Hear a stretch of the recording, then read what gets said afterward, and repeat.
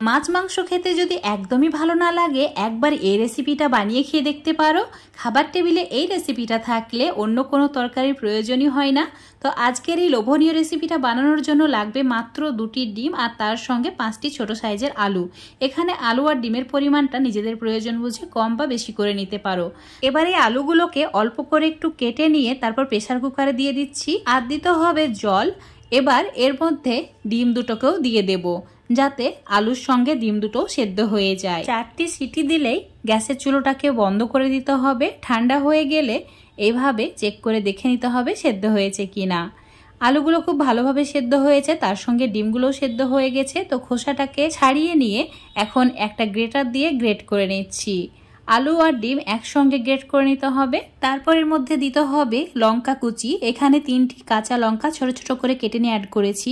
তার সঙ্গে দিয়েছি একটা ছোট সাইজের পেঁয়াজকে ছোট করে কেটে নিয়ে, অল্প একটু হলুদ গুঁড়ো, আর দিয়েছি জিরে গুঁড়ো, ধনে গুঁড়ো, লঙ্কা গুঁড়ো, স্বাদ মতো নুন, আর তার সঙ্গে অল্প একটু গরম মশলার গুঁড়ো।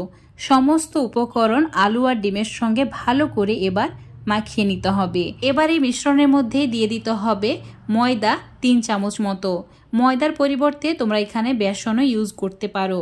ময়দা অথবা বেসন যে কোনো একটি দিলেই হবে। তারপর ঠিক এইভাবে আবারও মেখে নিতে হবে। হাতটাকে ধুয়ে নেওয়ার পর অল্প একটু লেচিয়ে নিয়ে ঠিক একদম গোল করে নিতে হবে। তারপর আঙুল দিয়ে এইভাবে চ্যাপটা করে নিতে হবে। একইভাবে সবগুলোকে রেডি করে নিতে হবে।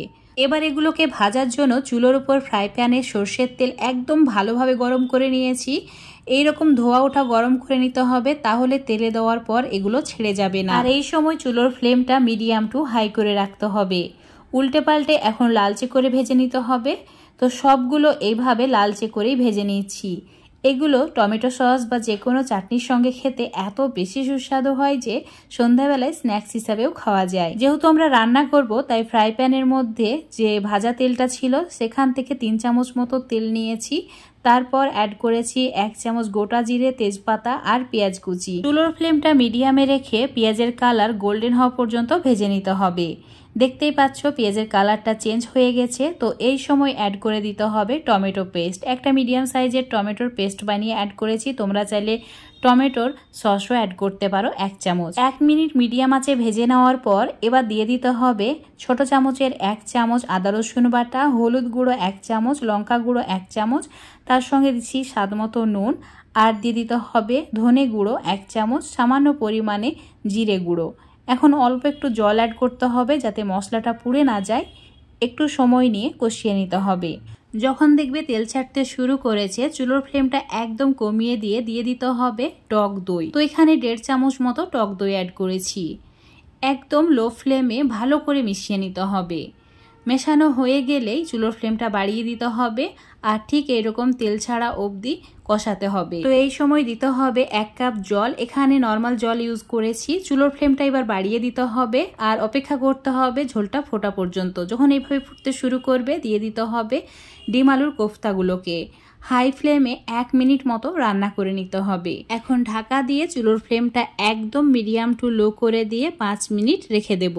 5 মিনিট পর দেখাচ্ছি তোমাদের। দেখতেই পাচ্ছ কত সুন্দরভাবে কুক হয়ে গেছে। এবার দিতে হবে সামান্য পরিমাণে গরম মশলার গুঁড়ো। তারপর এইভাবে একটু নাড়াচাড়া করতে হবে। আর অবশ্যই একটু আলতো হাতে করবে, না হলে কোফতাগুলো ভেঙে যেতে পারে।